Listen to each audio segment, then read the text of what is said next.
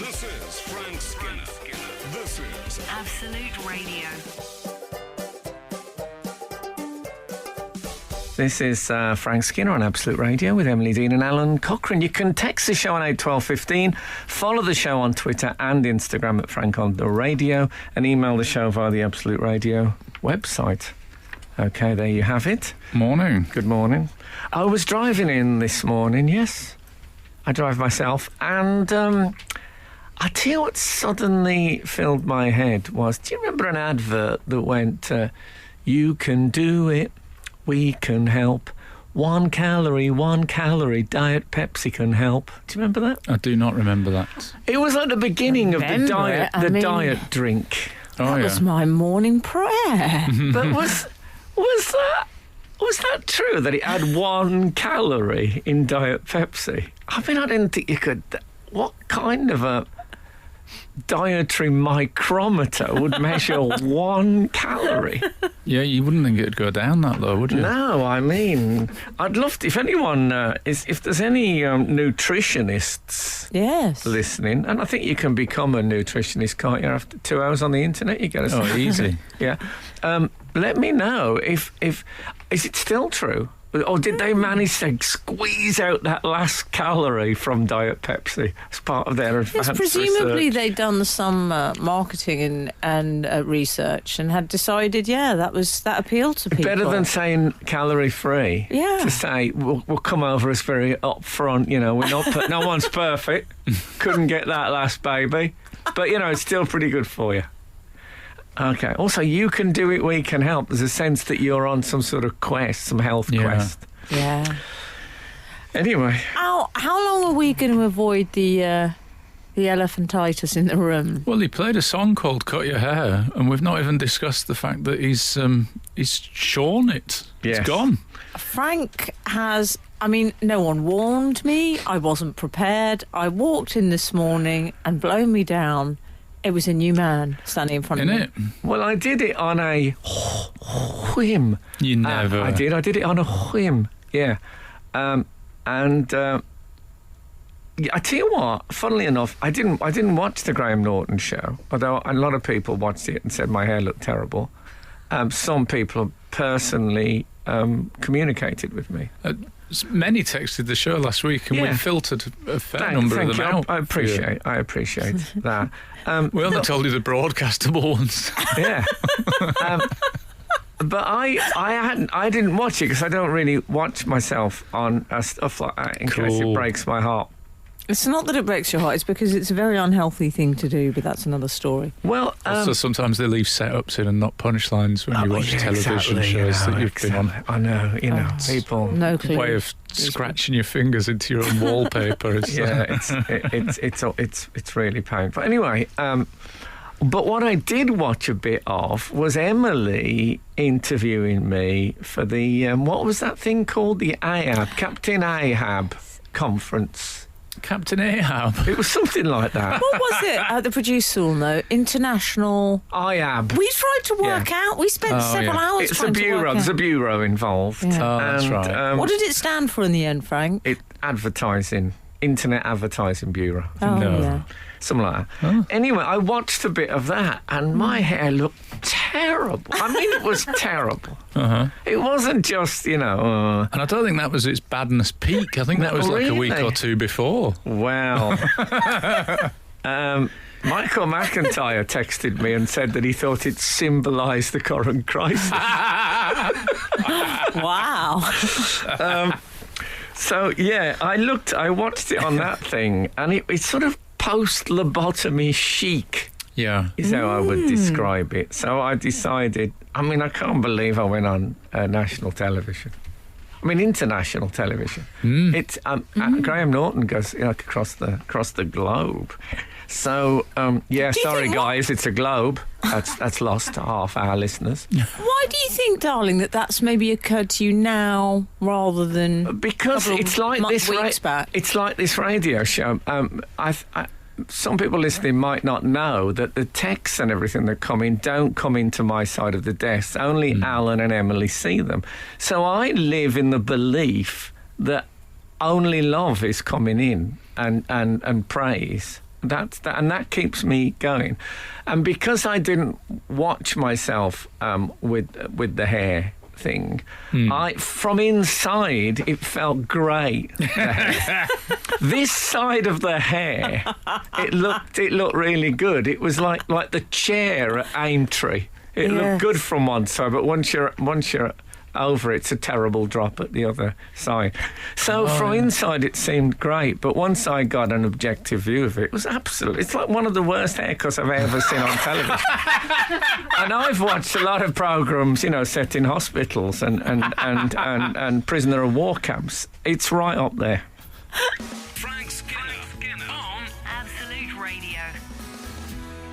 Yeah, I tell you what, the barber said to me, he cut my hair, and Where did you go? I went to my usual Turkish barbers in Hampstead. Okay. And he cut my hair, and then he said, he did the thing, and they show you. I said, yeah, it looks great. And it did. I liked it. And but bear in mind, all things are, Yeah, there was a before and after. Yeah, in context, it looked absolutely amazing. It looked better pretty quickly, didn't it? Yeah, exactly. Like a couple of snips. It was the concept of hanging around with the ugliest kid in the class, so you look great. But what he said, he said one of those. He said to me, which I don't think a barber's ever said this. He finished, and then he said, "It's all right if you don't look at the back." And it was a long. He said he went too high at the back. Well, this is my 8-year-old. In a list of the last bloke did a terrible job. This is my 8-year-old son trying to help me out. But I thought I've always been okay with that. It's all right if you don't look at the back. Fridges and.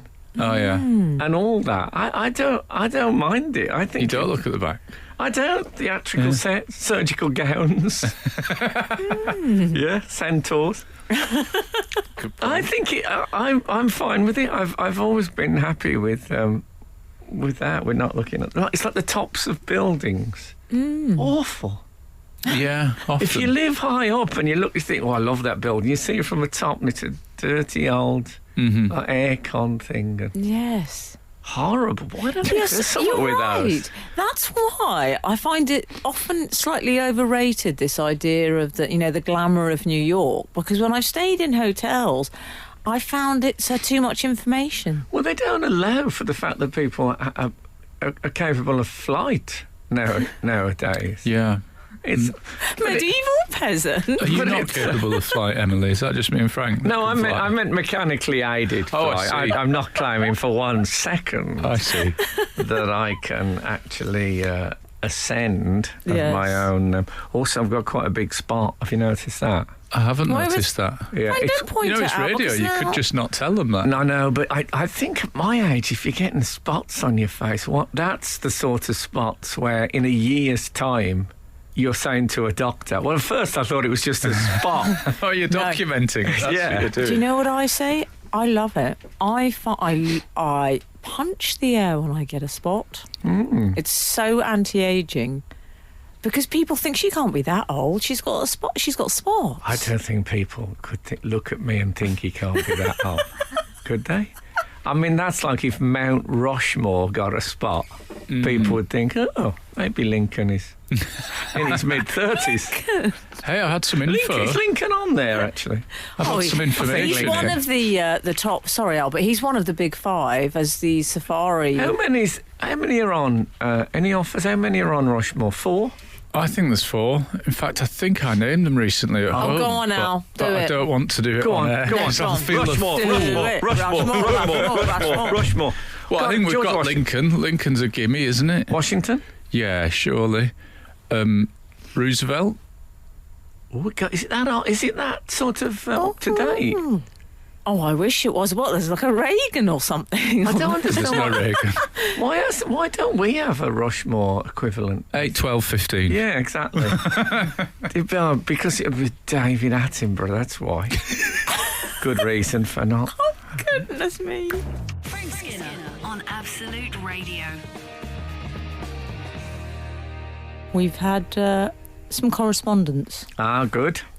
Firstly, this review, just to make you feel slightly better, Jenny Hughes, I thought he looked great with long hair, to be honest. Yeah, it wasn't so much the length, it was the... All right. Style? Yeah. That's what they all say. But thanks, I appreciate that. Sammy, on the other hand, Sammy Anther, the nation breathes a sigh of relief. Sarah Crane, I'm surprised Kath hadn't already taken things in hand. No, Kath's was just abusive about it. I mean, really, your hair looks terrible on a daily basis. Right. She'd be saying that. And I said, I don't say anything about your skull top that you always wear. And, that was a bit... A salty. skull top? Yeah, skull. Not school, skull. Yeah, she wears a top with skulls on it every day. Oh, okay, right. At the risk of paraphrasing, or sounding slightly Churchillian, Yeah. she, Bessie, can take the top off tomorrow. Yes, Good that point. is true. Yeah. Can I say, you've just reminded me of something that I saw in the street yesterday that I'd completely forgot, that made me laugh out loud. A bloke was walking along in suburban Manchester wearing a Petr Cech-style rugby headguard, Oh, yeah. done up, but with street clothes, like normal clothes. He was wearing it Oh. with jeans and a fleece, as if it was a warm hat. Do you think maybe he had a bad hair thing?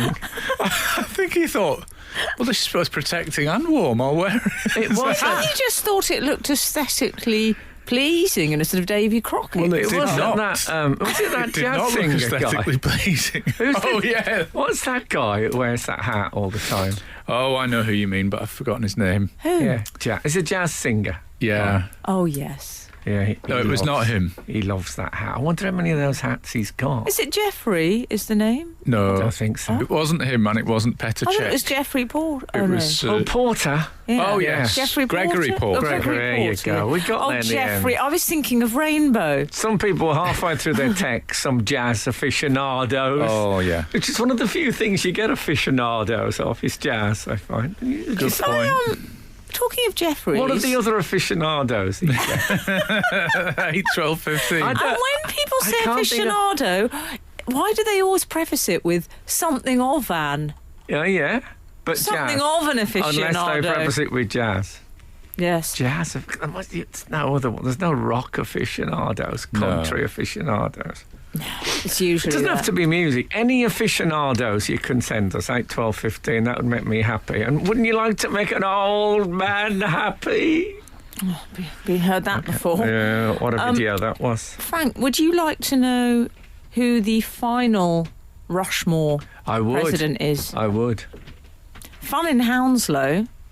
Oh, thanks for the tip. Has been in touch to tell us, and Jefferson. Ah, Thomas yeah. Jefferson. So it's Washington, Jefferson, Lincoln. And Roosevelt. Everybody's talking about pop music. Pop music. Doo-doo-doo. Frank Skinner on Absolute Radio.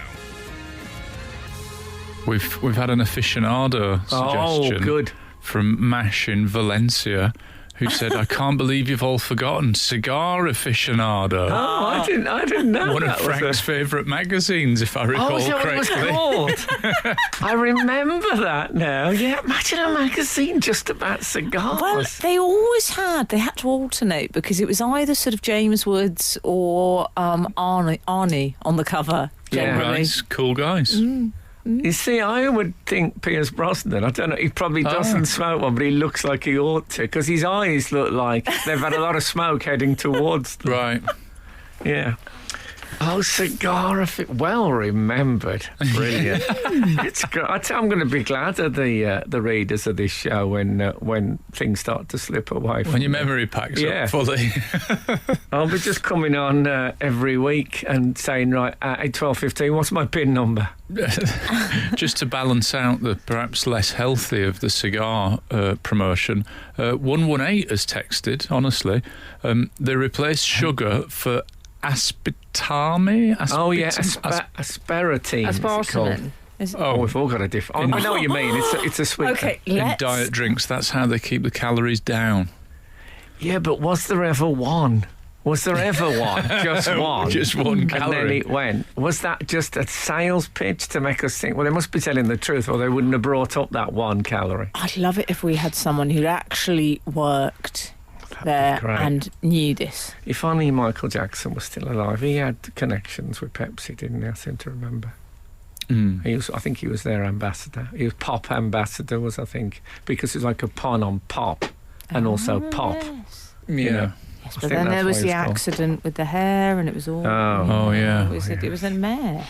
Well, when I watched that, you interviewing me, my hair being on fire felt like a blessed release. Again, it's all relative, isn't it? Yeah. It's all, because it was all relatives in the Jackson 5. So, I'll tell you what. I don't know. I'm really pleased you feel happier. But there is a part of me that that's what I kind of love about you, is that your lack of vanity.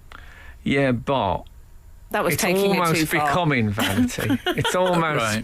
what about this? It's got a what about belligerent. this hair? Yeah, Yeah. exactly.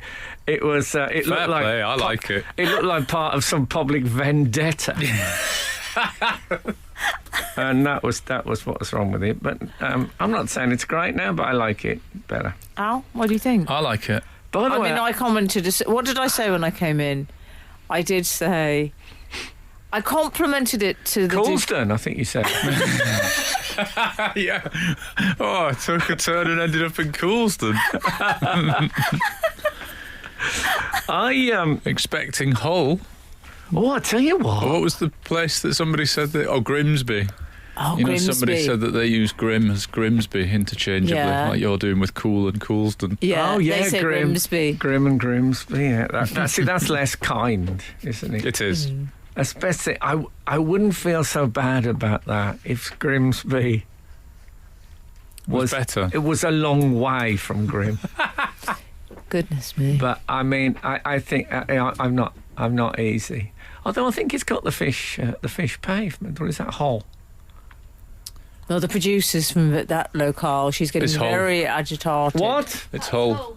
That's Hull, is it? The fish pavement. It ought to be Grimsby, hadn't it? Slipped think. up there. Can you imagine the bidding war for the fish pavement? Hull with City of Culture money coming in and like the big I am.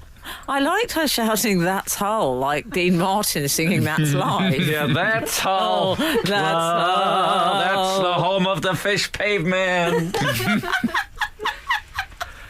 If you want to find your way, just follow the sand. I didn't expect to be singing that this morning. Frank Skinner. Absolute Radio. Is there a knocking at my door? Metaphorically. Yes. Okay. 8:02. Frank, there was a 1980s low-calorie fizzy drink called 1 Cal. Oh. Google it. Do you remember 1 Cal? So that was the thing then. It was what you could get it down to 1 calorie. And that was the limit. I think back then people feared the concept of no calorie. What we need is some sort of calorie aficionado. Next in. Yeah, exactly. People thought no calorie. You've got to have something to hold on to. You've become untethered if there's no calories at all. That would be And terrible. then we've had a really, make of this what you will. 12th night, Nigel Fern says, Frank, thank you for cheering up the nation Oh. with a haircut Oh. that makes all other lockdown haircuts seem not quite so bad. Yeah, well, there is that, of course. I hadn't thought of that. Yeah, that you were sort of a yardstick by which others could be And judged. Molly and Roger sitting at home, and Roger saying, "You see, it's not that bad."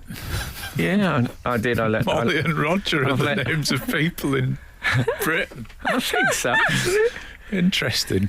We've also had Phil the Fridge Eggins sending... Eggo! I don't know if he's a Is wrestler. he called the fridge because eggins? You get egg in the fridge. Maybe. I think it Of course, might... that's another debate. In it, yeah. Do you put eggs in the fridge or not? We don't. We keep ours in a large Le Creuset jug thing that we've got. Wow, what?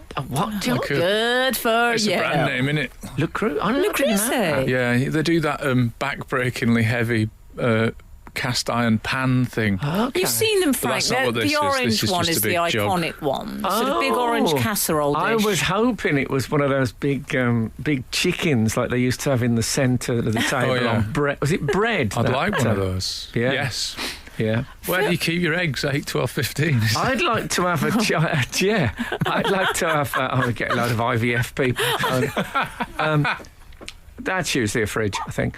I'd like to have a chicken in the middle of the table, one of those China chickens, and then if guests lift the lid up, I've scooped out a real chicken and put all their organs inside it. So it's nice. a recreation of a chicken. That would be nice. That could be one of your nice April Fool's jokes next Yeah. year. Instead of shouting downstairs the car's been stolen or the toilet's broken. I can't decide whether to make an April Fool joke or to use it as a visual aid in the biology teaching career, which I Good could idea. set out on. It would be good, though. Do you want to know what Phil the Fridge Eggins? Yeah. Of course I do. Well, he's provided us with content rather than said anything specifically, but what content it is, because he sent us 2 copies of Cigar Aficionado magazine covers with 2 cover stars. Oh. Okay, can I share them with you? Or how do you want to do Give this? us clues. The actor that plays Lovejoy. That's my first guess. Ian McShane. Yes. Yeah, he looks like he's been standing in smoke. Yeah. What a brilliant guess, but no. Frank Skinner, would you care to offer? Do we get any clues? But they're Okay. both male. Oh, yes, I see, very that's much. a shame. One, That's a shame, isn't it? One, I would say you have beef with this person for sort of personal Is reasons. it Daniel Craig? Yes. Oh, wow. Oh, lovely, Daniel Frank. Craig stole Straight my to it. cleaner. I don't know if he stole my cleaner, but she left me Charmed for her. him. Yeah, he charmed her with his speedos. Maybe he outbid you. And I look better in a suit, as I always point out. Yeah. Well, still, we'll make a cliffhanger for the sec. Can you give us a clue now, and then we can? Oh, come on, time. No, Clock's okay, ticking. I'm going. Pressure's Okay, on. calm down. Calm down. I would say think space. Space. Okay, he can't be. Tim Peake wouldn't. He wouldn't smoke, would he? What? He'd create a bit of an atmosphere. This is Frank Skinner. This is Absolute Radio. This is Frank Skinner on Absolute Radio with Emily Dean and Alan Cochrane. Text the show on 81215. Follow the show on Twitter and Instagram at Frank on the Radio, or email the show via the Absolute Radio website. Can we get Matt Berry to say that and I can just press a button? Probably. Well, you can call the show. Very fun. I have to say, I think Matt Berry's stuff on here, the link things, it's the best. It's the best on radio. You think? That's what I think. We've had a cigar aficionado email in. Oh, yeah. It's a bit of an anecdote. Hi, Frank. When I worked offshore a few years ago, the medic on board was a true cigar aficionado. He travelled around Europe buying rare cigars and had a room in his house specifically for storing cigars in humidors. I was sat in a pub outside Aberdeen Airport with him one day. What's a humidor? Humidor is where you keep cigars, or where It's just one a- would keep you cigars know a if one was humidor. a passionate cigar aficionado. Okay, is it like one of the? It's just like a wooden box. No, it's, it's a full-sized cigar arena. It's like a chilled I cabinet. think it's like a temperature-controlled Oh, and that's a holding cigar. zone for the cigar. Are there other humidors? 8, 12, 15. Let us know if there are other humidors. That guy, Eggins, Phil the Fridge Eggins. Phil Eggins, he could upgrade to Phil Humidor Oh, yeah. Eggins from Phil the Fridge. Good point. Yeah. Maybe on a first date. More impressive. Our correspondent continues. I was sat in a pub outside Aberdeen Airport with him one day, and he got a camera out, old school, digital, and asked me to take his picture while smoking his cigar and drinking his beer. Apparently, he had a large collection of photos of himself posing with different combinations of beer and cigars. He even had a blog of his cigar tasting notes. Now that's an aficionado. That is an aficionado. I feel like it was worth the journey for that closing sentence. The whole thing was rich, I think. it was funny and it's enough. brought us back to that's an aficionado. I had to define cigar last Sunday. I was walking with my child and we passed there's a sort of a shop that sells art, and they had a big Fidel Castro painting in the window, like a sort of modern arty thing. And he said, "Wow, look at that cigarette." And I said, no, that's I had to explain about that. And I realised as I went into it, I didn't really know the difference. I knew there was a leaf wrapped around the outside, but then I was. So as always, when one explains things to kids, you just make it up. Yeah. Good Well, stuff. did you want to know? I think I'd left you on tenterhooks as regarding the second cover star Yes. of Cigar Aficionado And the magazine. clue was space. You'd guessed Tim Peake. We've had Daniel Craig. Is it Mary Kondo?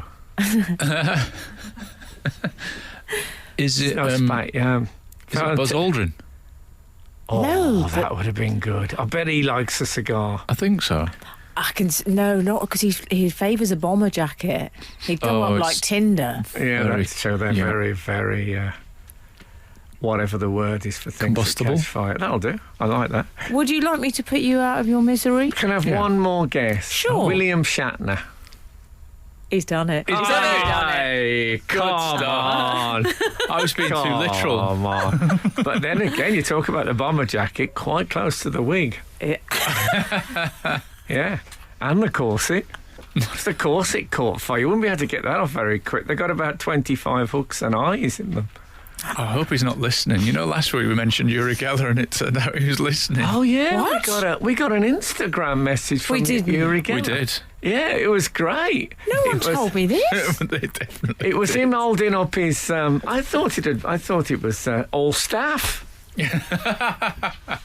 It was Uri Geller, and he was holding up his thumb and saying it's not my thumbs. And then he did quite a funny bit about some people think it's transistors in my teeth and stuff like that. Yeah. But It makes me like him more. Oh Me yeah, too. definitely. It's a great picture of him holding up the thumb. Although I think he said he's in Jaffa. Was that what he said? From old Jaffa. Oh, okay. Was he eating at Ellie's chocolate orange? Is that sort of euphemism? I thought it was an intimate joke between the two of you. Yeah. No, I didn't but want to. I was excited to hear from Yuri. That was a moment for the show. But as someone pointed out, the thumb did look quite muscular. Very. I mean, he'd foregrounded it, and you put anything right at the front of a picture, it dominates. But it did look like a thumb that you could maybe, if you could get it tucked where they hitch a caravan to the back, you could probably hold a truck back with it, a revving truck. Frank Skinner on Absolute Radio. We've had some answers for... I love answers. Yeah, for Not your quite question. as much, if I'm going to be straight with you, not quite as much as I love questions.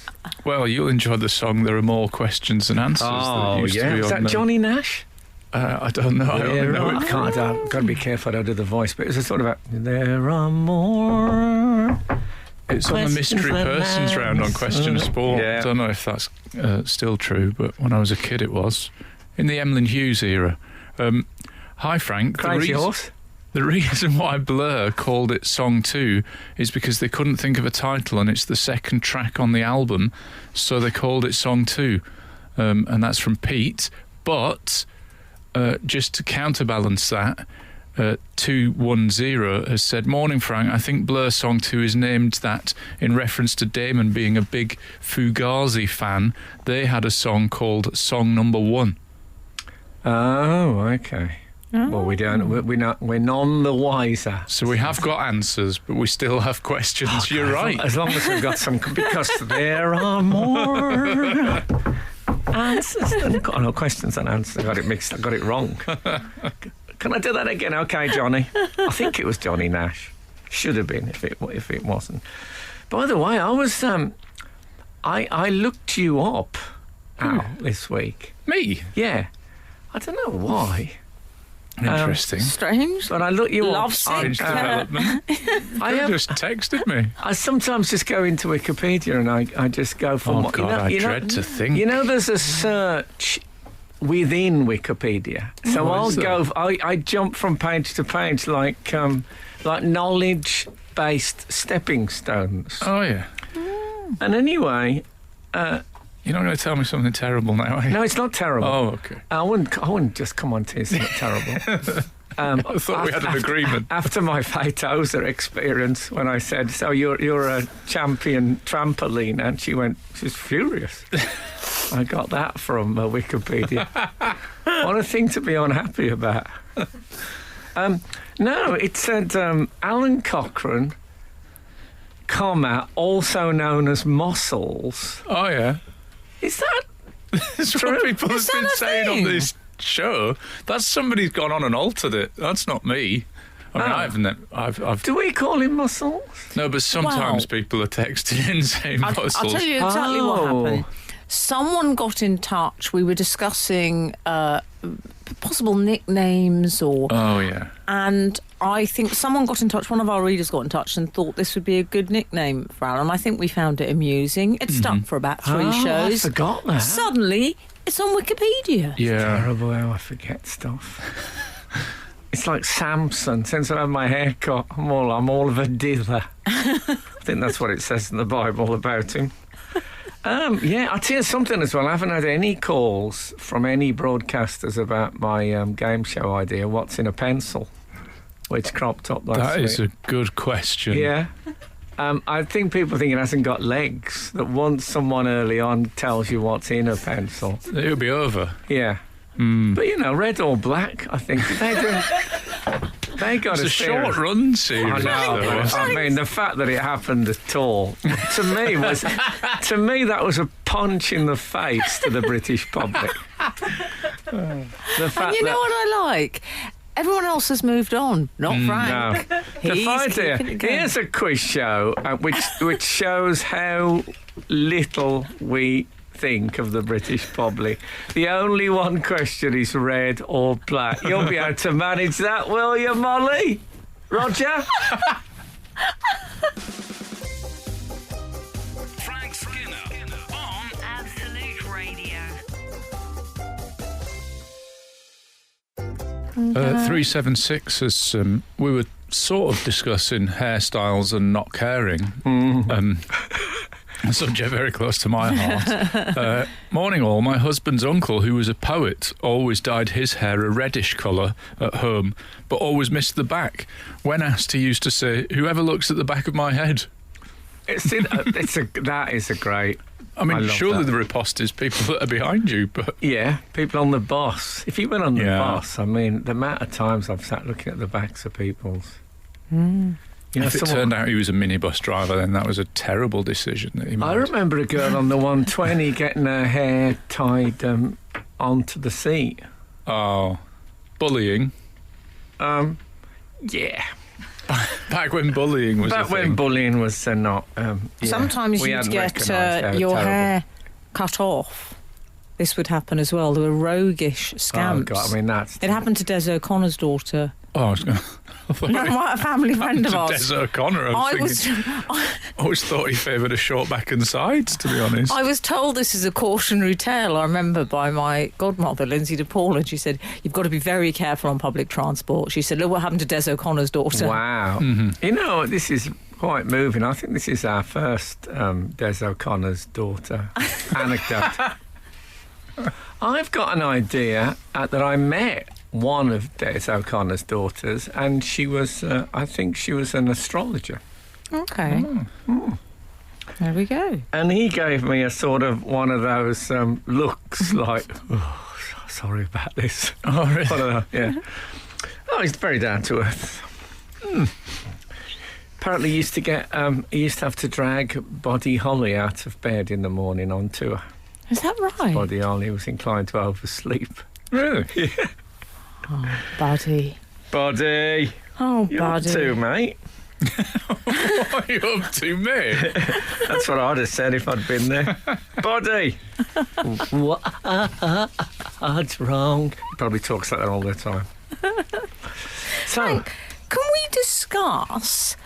I want to take us back in time to the Spice Girls.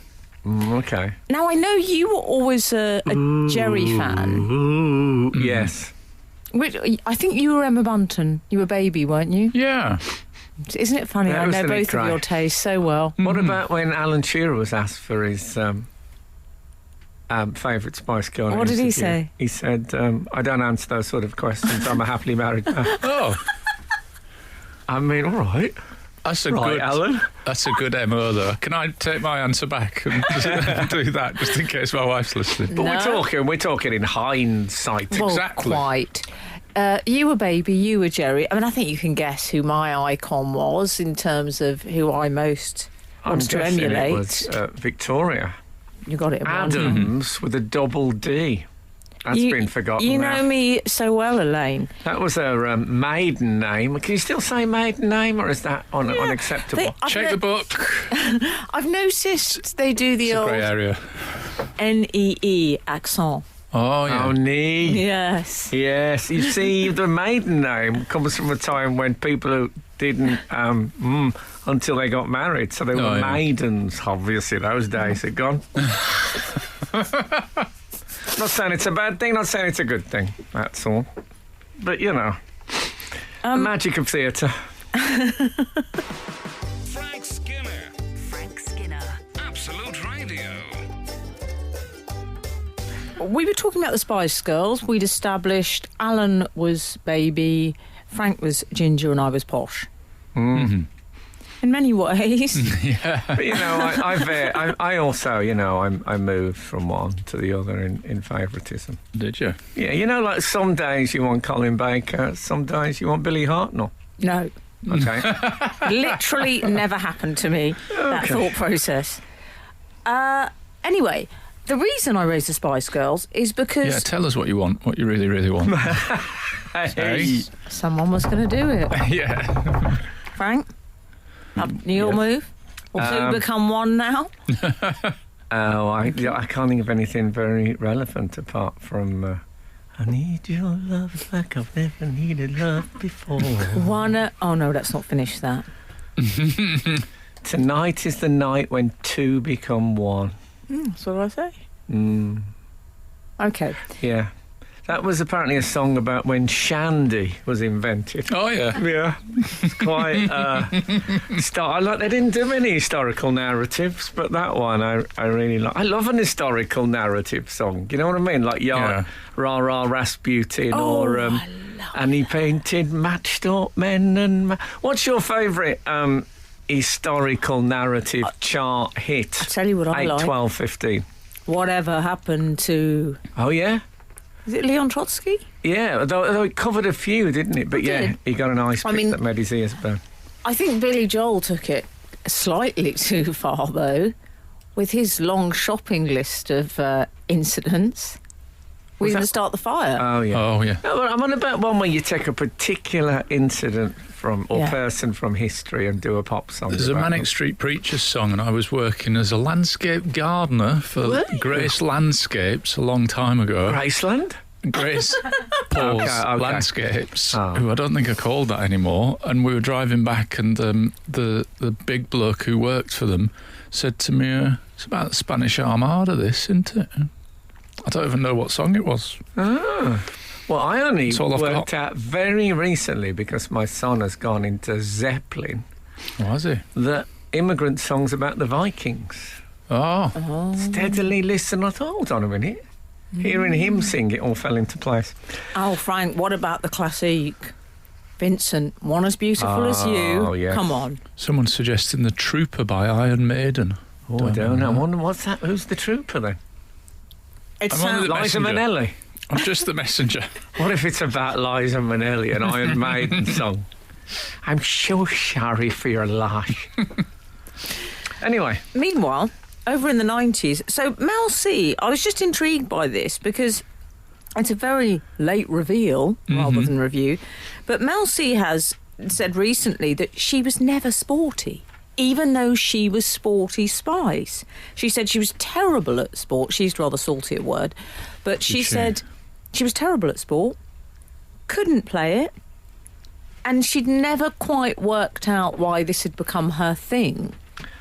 I mean, I never felt that those names were legally binding, if I'm going to be honest. I think it's all right.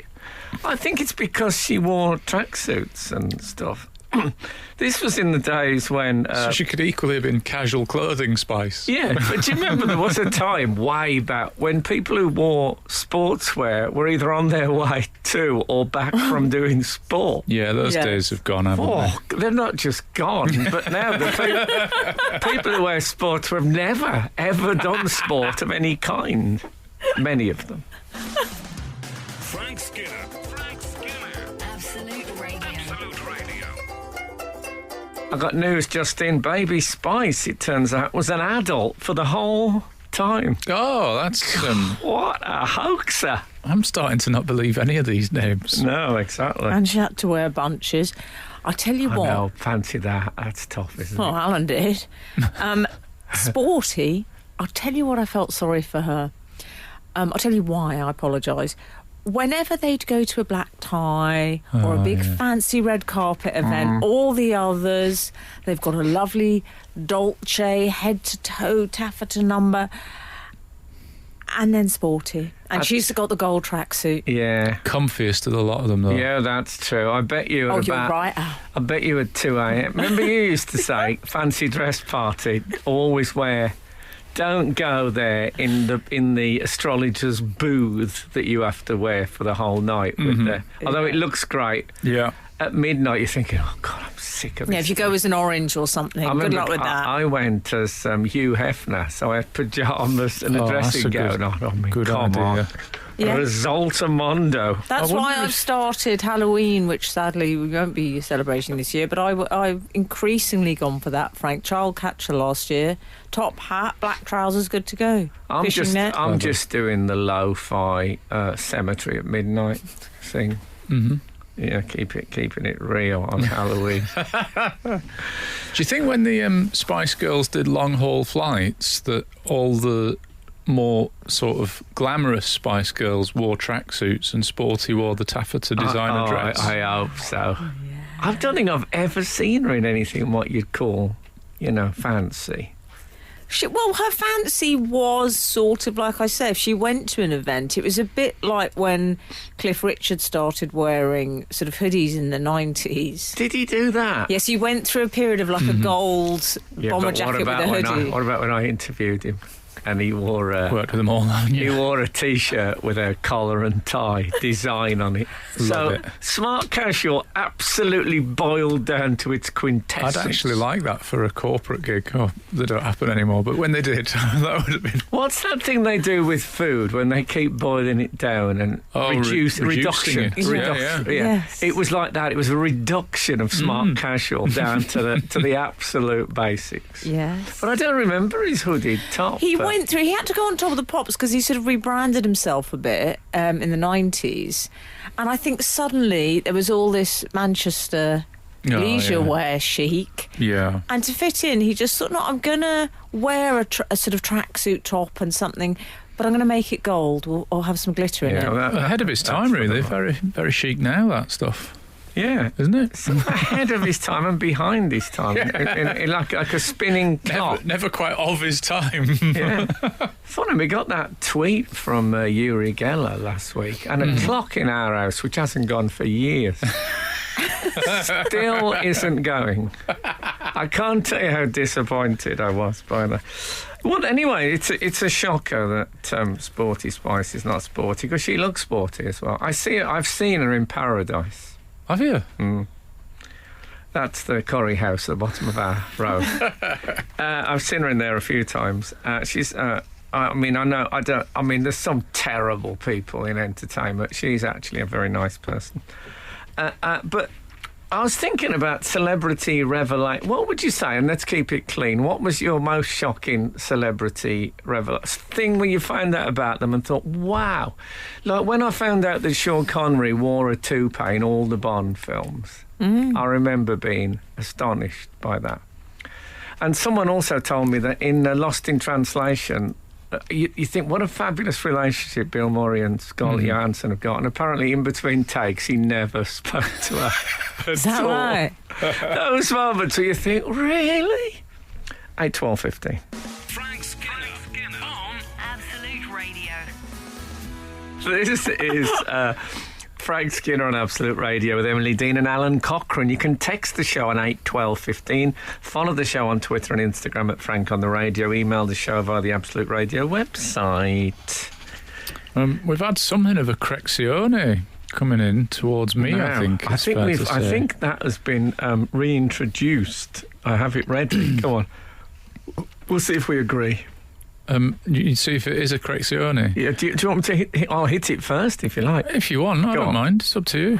Correzione, ole, ole, ole. It's not our best work. Ah, I like it.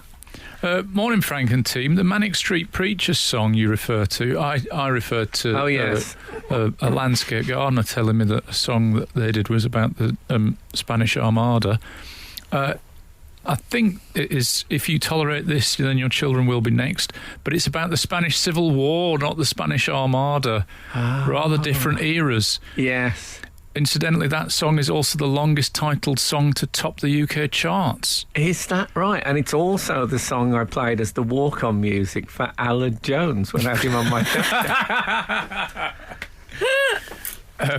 so it's the old Francis Drake George Orwell mix-up.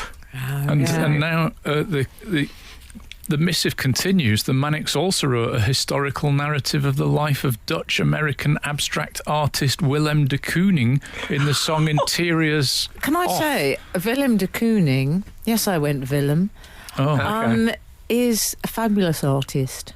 And I'm a big fan. Late review. Yeah. So then you should check out the Manic Street Preachers. Frank, Dan Gleibitz. Oh, yeah. Dano!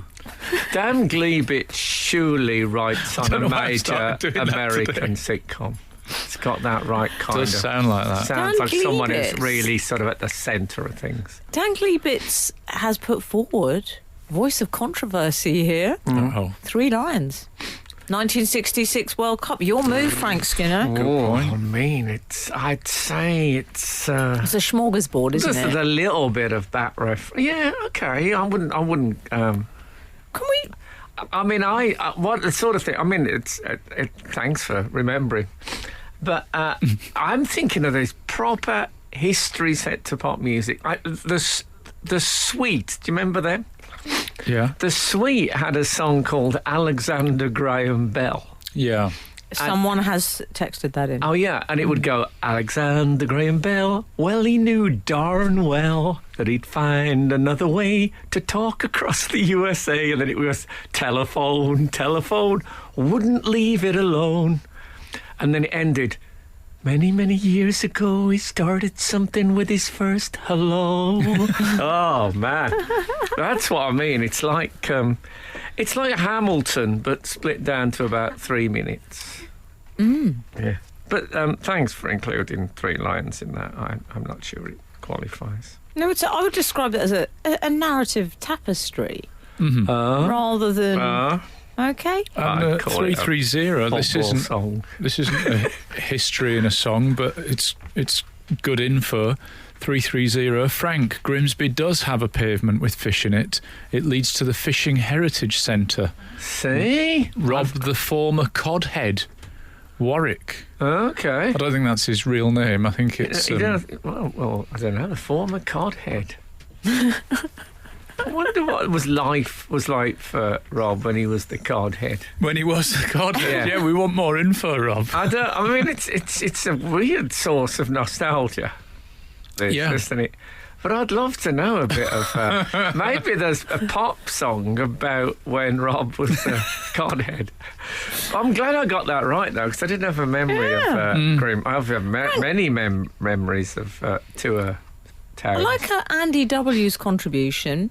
Rasputin by Boney M. Oh, yes. Also, favourite dance about a historical person. Rasputin by Boney M. I keep saying Rasputin, like Boney M do. Then he has favourite stand-up, which is nice. It's a favourite stand-up segment, Jealousy by Frank Skinner. Oh, yeah. Okay. That's a good bit. I suppose that's personal history. Nothing else. Frank Skinner on Absolute Radio. Hey, 864 rather has texted, if you can distinguish between the big two brands of tuna, you become something of a tuna aficionado. Oh, wow. Ooh. I think I probably could. Could you? Oh, what are they? John West and the other one. But aren't the two like types Princes? of tuna chunks? Brine, but that's the only context I ever hear brine I think there used might in. be two What actual... about a jar of hot dogs? Funnily enough, I don't tend to buy those often now. Oh, we've got I love ourselves the someone idea of really it. classy here. I like the idea of a jar of hot dogs somewhere being connected to a Thompson submachine gun and being fired. I can honestly say I've never bought a jar of hot dogs. A tin? You go for more tinned hot dogs, do you? I don't. I bought tins of beans with sausage, though. Of course you have. That's sort of, they're in there. And other things that don't come as the hugest, shocking revelation. Maybe not. Frank once bought beans and sausage. That was in the days when there was a story that, like my mum knew a woman who'd bought baked beans and sausages and only got one sausage in it, and wrote to Cross and Blackwell, whoever it was, and got like a big crate came full of... oh, yeah. Did that ever happen? I don't know, but those stories did happen, didn't they? Like, someone complained about one black crisp and they got sent 50 bags of crisps. And I'm talking about a time when we were all broke. The idea of a crate of crisps, someone turning up, was... Oh. I once complained about a hamper from Fortnum & Mason. But so as soon as I said this... Relatable content. Why am I selling this stuff? There's probably more relatable concept than complaining about only one sausage in the use of the plural on the label. What was missing? To sell it anymore. Oh, no, go on. Can I just say in my defence, I couldn't, it was sent to me, okay? Yeah. So I shouldn't have said it straight after the sausage. It's fine. Well, anyway, I was sent a Fortnum & Mason. And so I too feel your pain, Frank, because I complained about this because it was left on the doorstep. Only it had something like cheese in it or something. Well, just I can't say what it had because it had champagne and things like that in it. So I complained. Some perishable stuff like champagne. Yeah, but guess what? Go on. Sent a new one. Brilliant. What I really wanted you to say then was they sent me a crate full of baked beans and sausages. Oh, that would have been so perfect. Well, that's good. That's a good advert for apologies Fortnum & to the world. Mason's customer service. Look, it's fine. Okay. Can't be on here pretending that we are what we ain't. Yes, this is true. That would be very wrong. So I've never had that experience, I don't think, ever, of complaining. I'm not the best written complainer. I like face-to-face conflict. Do you? Yeah, and you rarely... I remember being in a place in Hales Owen and there was a dead daddy longlegs in my salad, and I said, look at that, and the bloke said, I'll hold it, and just took it out and went. Different level of customer service. And the thing is, you've got to be super confident to think that you can take a daddy longlegs out of a moist environment and leave no daddy longlegs behind. I mean, that is a gift to be able to do that. Frank Skinner on Absolute Radio. Hey, you've lit up the switchboard with Yeah. your memories of people telling stories of getting loads of food from food companies for like one I'd bad. love to know if it really happened. Well, Yeah. 816 has a missive that I'd like to bring to your attention. Morning team, my parents complained when a can of Spam had rust inside it. This was in the mid-70s. I think we already knew that. For the low 70s. If he'd have said this was nearly 3 weeks ago, Yeah, yeah. I would have been taken aback. This was in the mid-70s. There was a bread shortage along with everything else. They received an invitation to the Spam factory head office for an apology lunch. There was no bread shortage there. No, most of it was in the Spam. They came home with a case of Spam and loads of bread and cakes. What a treat. That's Wow. from Julie. Oh, that's good. Good anecdote. That is great customer service. Really though. good. Well, Roger Turner has been in touch. Sorry, I sounded a bit That's Life correspondent. Yeah. Well, Roger Turner has been in touch to say re-crates of beans. It didn't always work out that way. My mother complained about a tin of Heinz beans. Am I allowed to mention the brand name? I don't know if I should do that. Yeah, now. I do no, of course apologise. it's fine. It's out. Other brands are available. A man in a clerical grey suit turned up, opened his briefcase, removed a small tin of beans and asked her for an opener and 2 teaspoons to test them. Okay. He asked her to confirm that they tasted okay and then left, leaving her with just the remains of the tin. It wasn't the result she was expecting. You know when people ask, what would you do if you weren't a comedian? I want that job. Yeah. I want to go to people's houses, open a tin from a briefcase. I want to write a film script about it called The Remains of the Tin. Wow, that's mean. I mean, it's almost creepy. It's like it's a bit Kafkaesque. I don't like it. Pinter. I think the problem is for every story like the ones I've told is then you get your chances who haven't had a bad experience and they just think, oh, I fancy 25 tins of beans. Funny you should mention that. 912 has texted. Not so much a chancer, more I would say a lover of praise. She says, was 13-ish and sent letters off to crisp and sweet companies saying I saved my pocket money for their products and they were the best.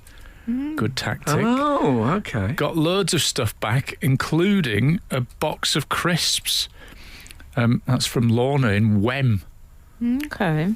Wem. Yeah? Is that what they call Wembley? No, locally? it's a place in Shropshire. Oh, okay. I think I drove through it recently, actually. Oh, did you go around the Wrekin? No, what's that? Okay.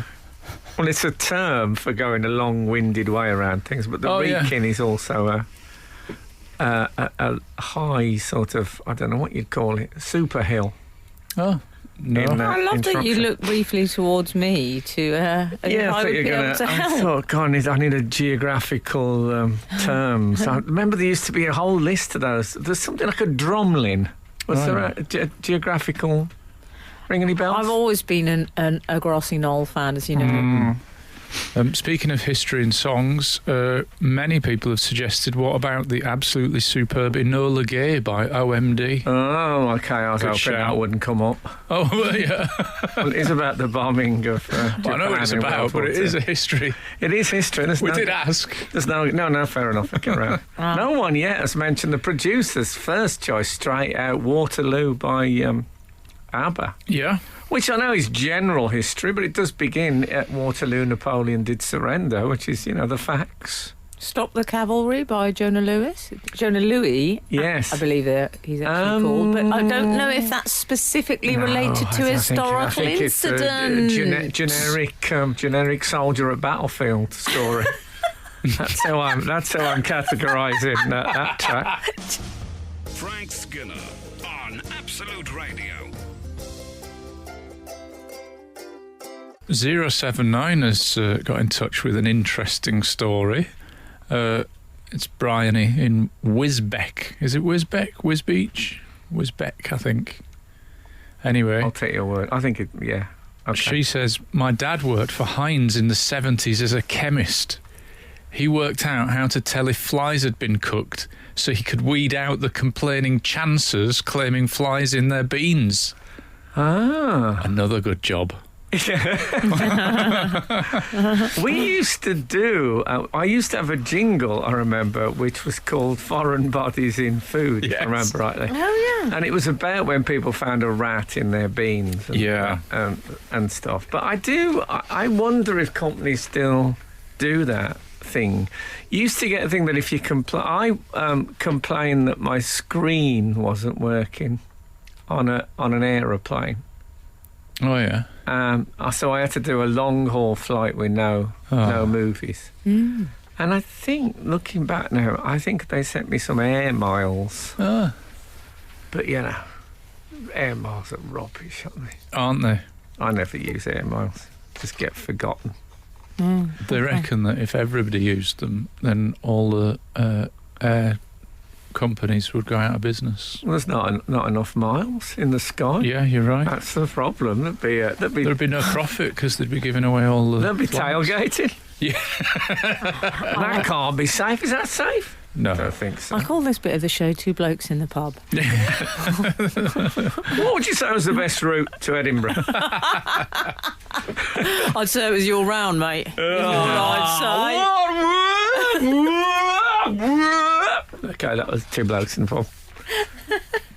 Edinburgh, you do Edinburgh, what, 2.5 hours? That's what people would say. About 2.5 hours? Oh, that's with a stop. There was a curious story which I've been meaning to discuss with you two, because let's face it, you're the two people I enjoy discussing curious stories with. Lovely. It was this fella who, that didn't trip out off my tongue very well, but this chap, let's call him, he married his own mother-in-law. Yeah. No judgment. Oh, yeah, I know. Yes, I know this. No Did you judgment. see this? No judgment. No, good, because bear with.